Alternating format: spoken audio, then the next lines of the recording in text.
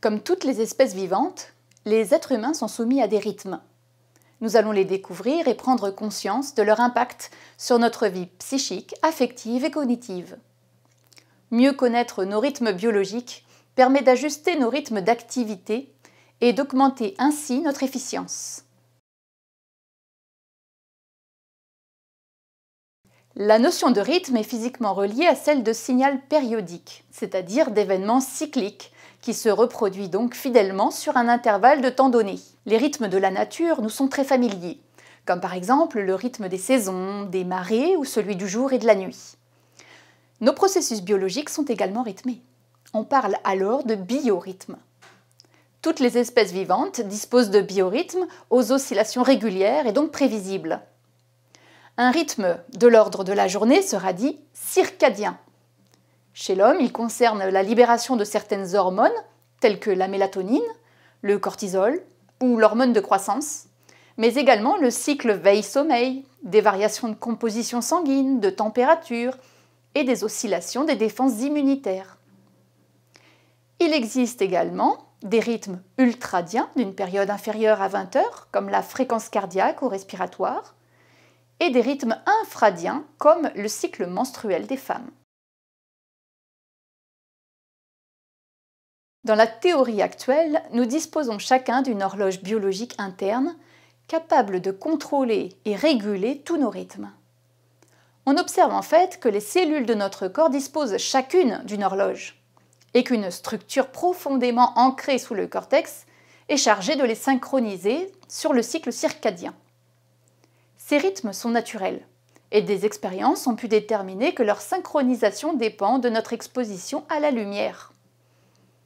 Les expériences de Michel Siffre, spéléologue scientifique, ont montré que le rythme journalier, en l'absence de lumière, était de 24h30. La lumière va en particulier jouer sur la sécrétion de mélatonine, appelée parfois hormone du sommeil, et donc sur l'alternance de nos périodes de veille et d'activité. Il est donc particulièrement important de soigner la lumière dans son lieu de travail. Cela favorise la production des hormones qui régulent le cycle de veille-sommeil.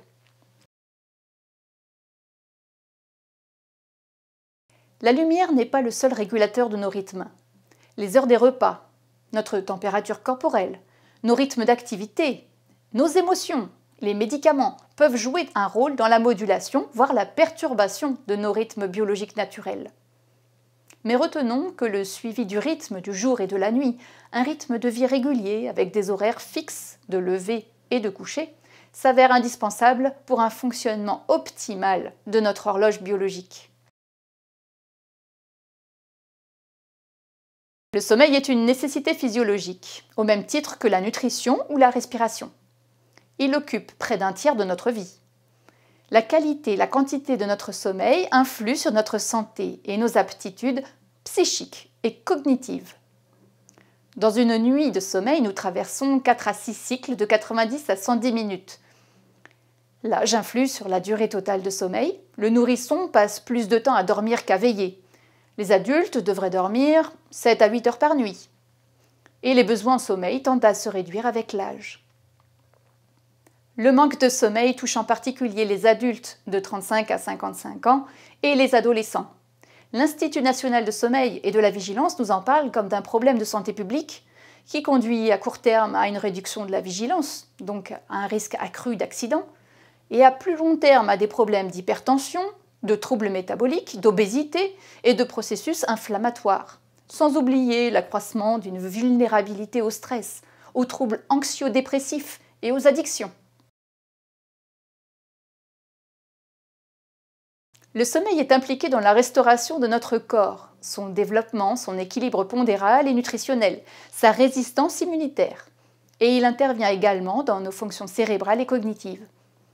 La mémorisation ne fonctionne plus si l'on ne dort pas. Certains chercheurs disent que le sommeil serait le prix à payer de notre plasticité. Nous créons le jour des chemins neuronaux potentiels que la nuit élimine ou consolide en les rejoignant. Les différents stades de sommeil renforcent différents aspects de nos mémoires et nous permettent une vigilance et une attention propices à nos activités de veille.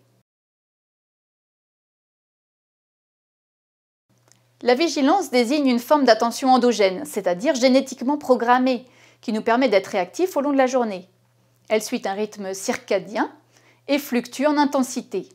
Elle présente un creux massif au moment de la nuit et un second plus atténué en début d'après-midi. Elle bénéficie également de 2 pics, l'un en milieu de matinée qui permet des activités intenses et de meilleures performances, et l'autre en tout début de soirée. La qualité de la vigilance influe donc sur l'expression de nos capacités. Mais nous ne sommes pas tous égaux devant ces fluctuations. Certains y sont plus sensibles que d'autres. Pour conclure, adapter nos activités à une bonne connaissance de nos rythmes personnels semble être raisonnable pour favoriser des bonnes performances cognitives et préserver notre équilibre physique et psychique. L'efficience au travail dépend du bon respect de nos biorhythmes. Pendant quelques jours, essayez de repérer les éléments cycliques de votre vie quotidienne et de noter votre état de fatigue. Que constatez-vous? Quelles mesures pourriez-vous prendre?